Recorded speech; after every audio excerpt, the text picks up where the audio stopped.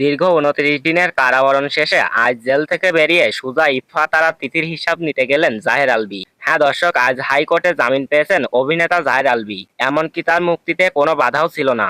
যদিও দেশের অর্ধেক জনগণ আলভীর মুক্তিতে খুশি নন, কিন্তু সেসব বিষয় নিয়ে আলভীর কোনো কিছু যায় আসে না। সে সোজা হিসাব নিতে চলে গিয়েছে তিথির কাছে। তিথি এবং আলভীর সম্পর্ক নিয়ে তো রহস্যর কিছু নেই, অথচ এই আলভী যখন জেলে ছিল তখন তিথি যেন আকাশে উড়ছিল। সামাজিক যোগাযোগ মাধ্যমে একের পর এক হাস্যরসাত্মক পোস্ট শেয়ার করা, ঘুরতে যাওয়া, খাওয়া দাওয়া করা, ছেলেদের নিয়ে সময় কাটানো, পার্টি করা, এসব নিয়েই ব্যস্ত ছিল তিথি। তাকে দেখে কোনোভাবেই মনে হচ্ছিল না তার প্রিয় প্রেমিক জেলে রয়েছে। ভাই রে ভাই, মানুষ মিথ্যা ভালোবাসলেও তো একটু কষ্ট পায়। তিথির কি সেটুকু অনুভূতিও ছিল না? অবশ্যই হবেই বা কি করে। অন্যের স্বামীকে আর আজ যাই হোক ভালোবাসা যায় না।